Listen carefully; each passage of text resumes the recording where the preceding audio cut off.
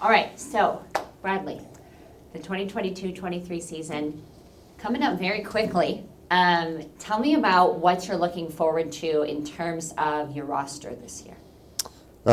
Just looking forward to improvement. I think I think the improvement will come with the experience, and I think we were able to create, sometimes unfortunately, a number of different experiences last year. Obviously, with a young team, and you're going through experiences of being down or being up, and having to hold on to a lead, being down, having to fight back, missing some free throws, giving up a rebound. Those kinds of things are experiences that you learn from, the value of every single play.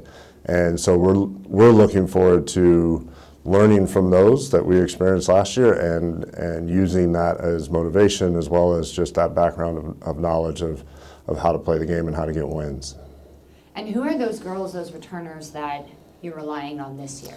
Yeah, obviously last year, statistically, Anaya James and Liz Elliott stand out. I think Cece Holmberg came on towards the end of the year. We will expect, Sam Ashby had a great start to the season, and then her foot was giving her problems throughout the year, so that kind of tapered off. And Liz Smith, I thought, came on really well towards the end of the year. So we're looking for them to take that next step, not just on the floor, but in leadership roles as well. And then there's players like Diamond, who came off the bench last year and was able to add a spark, and has just added so much to her game. So we've had some people really take this summer and the time to get better seriously.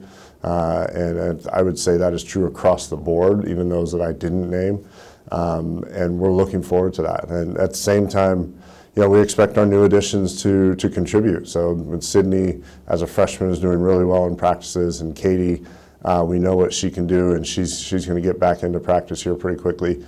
So we're expecting them to contribute as well. So your season, we don't have all of the conference times solidified yet, but we have some non-conference games all solidified, and we have dates at least. Are there games that you are like, this is the one? Are there games that you're like, fans, you have to be here for this one?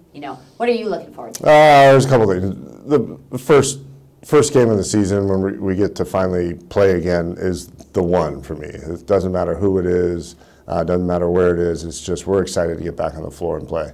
But the best thing I think this year is that we have more home games in November and December than we did last year. Last year was a scheduling scheduling nightmare coming out of COVID and trying to make sure you were able to get games, and so we were on the road quite a bit. This year, we only leave the state of California one time, and that's to go up to Reno. And we're fired up about the travel aspect of our schedule, but we're even more fired up that we get to play in the Alex G. Spanos Center, starting on November 11th with a very tough task in Stanford, who will be 1, 2, 3, somewhere in there.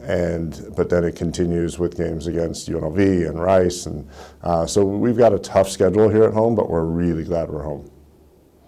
And to have all those home games, what does it mean, after COVID, like you mentioned, to be able to fill the gym again with those fans? What do those fans mean to you and your team? Yeah, women's basketball, Pacific women's basketball, I think we're such a family affair, and we missed that these last couple of years. One year, obviously, with no fans at all, but then last year with the number of COVID protocols that affected the upper age of the spectrum and the lower age, in terms of some of those younger kids that typically come to games, and families that come to game weren't vaccinated and couldn't get in.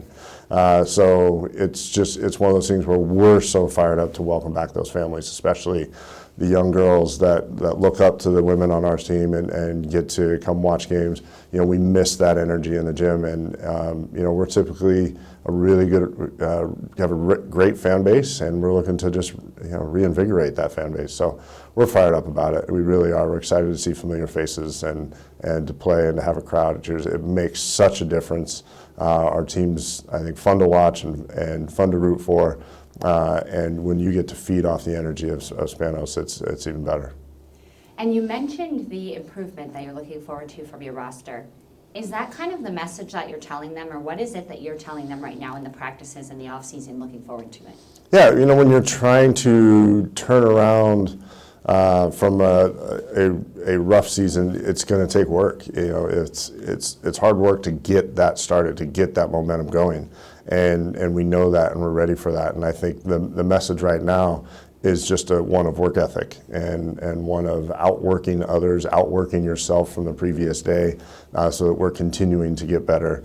Because we know when it comes down to it, a couple of those first wins, the first time we're able to get a win, it's going to take work, and it's going to take that effort to get the momentum going. And then once you have it going, you've got to keep it going. And I think we have a team that can do that. Rob, is there anything else